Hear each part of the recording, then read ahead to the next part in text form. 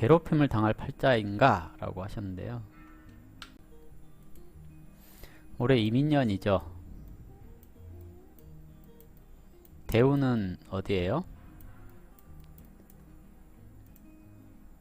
대운 여기 있죠? 이게 이제 수원이 없잖아요. 수원이 없다라는 건데, 편인격에 편관도 있고 정관도 있습니다. 일을 하는 형태에 있어서는 이것도 해야 되고 저것도 해야 된다는 얘기죠. 근데 수가 금생수가 안 되죠. 관설됐다는 얘기거든요. 나는 열심히 살았는데 인정을 못 받고 있다라는 얘기겠죠. 거기다가 일간의 근도 좀 튼튼한 편이죠. 내 고집이 지나치게 강하다라는 얘기인 거고요. 편인이라고 하는 것은 세상을 바라보는데 내 기준으로 세상을 평가한다라는 얘기입니다. 이것을 다르게 얘기를 하자면 정인이라고 하는 것은 합리적이고 공정한 그런 상황에서 세상을 평가하거든요. 그러니까 어떤 의미냐면 세상을 기준으로 평가를 해요. 정관, 정인 이것은. 그러면 세상이 요구하는 스펙 또는 세상이 요구하는 자격 또는 세상이 요구하는 대인관계 이런 것들을 맞추려고 들겠죠. 정인, 정관 이런 것들은. 근데 편인, 편관, 식신 이런 것들은 내 기준이에요. 내가 생각하고 있는 세상. 그러니 세상에 내가 맞추는 게 아니라 세상아 네가 나한테 맞춰라 해요. 그러면 이제 직장 내 괴롭힘 하고 얘기를 하셨잖아요.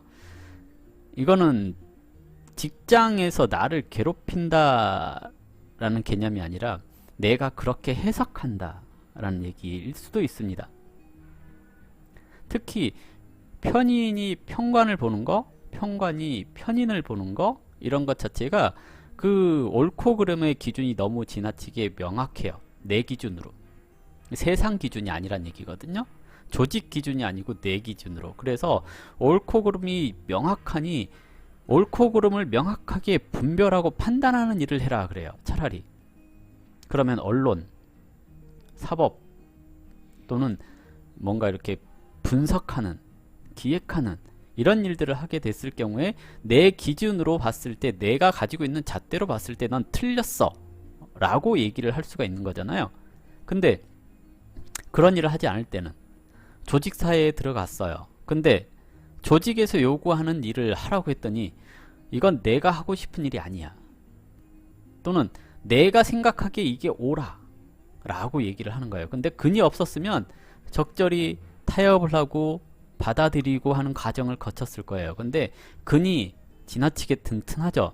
그러니까 내가 생각하기엔 이건 아닌 것 같아 라고 반항을 하기 시작을 하는 겁니다. 그러면 직장 내에 괴롭힘이 있다고 얘기를 했는데 이건 본인이 만들어서 괴롭힘을 당하는 걸로도 생각을 해볼 수 있는데 특히 관이 약하잖아요. 관이 설됐잖아요. 그러니까 내가 열심히 했어요. 근데 인정을 못 받았어가 되는 거예요. 거기다가 식신이 운에서 왔잖아요. 관이 약하고 인성이 다자한데 식신이 운에서 왔잖아요. 왜 조직에 들어갔어요? 라고 물어봐야 되는 거 아니에요? 관이 약했잖아요. 관을 무시할 준비가 내가 이제 운에서까지 관을 무시할 준비가 됐어요. 내 기준으로 세상을 판단하는데 운에서까지 관을 무시할 준비를 해놓고 운에서 환경에서 들어왔어요. 그러면 조직 생활을 잘할 수 있을까라고 물어본다면 못하겠죠. 뭐 해야 돼요? 내가 가지고 있는 재능, 재주 이런 걸 활용해서 어려움에 처한 사람들에게 도움을 줄 수 있는 일을 한다거나 또는 어려운 사람을 활용하는 일을 한다거나 그러는 게 좋죠.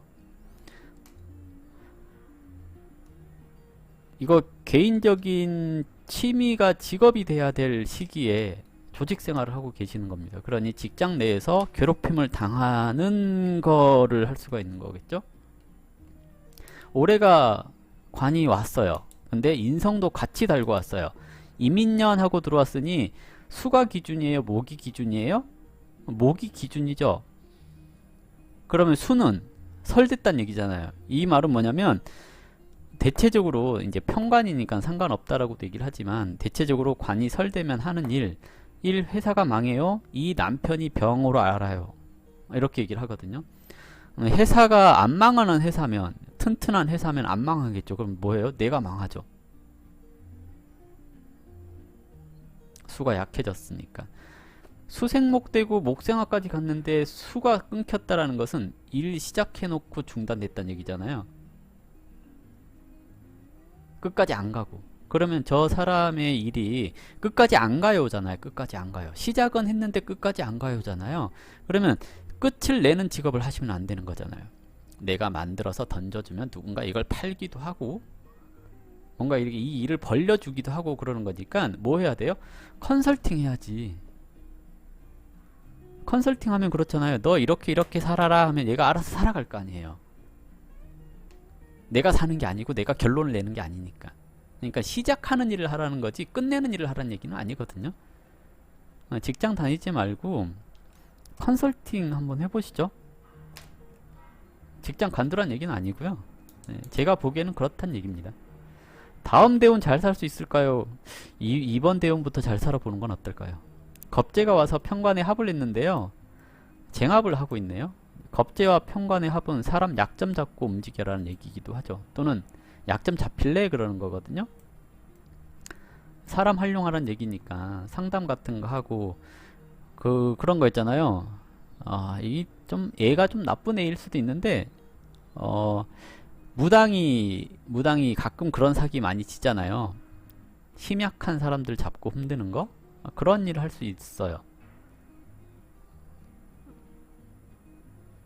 근데 구루 수렵을 하려면 마인드가 착해서 그 사람들의 마음을 헤아릴 줄 알아야 되는데 이 팔자가 제극인이 안 됐잖아요.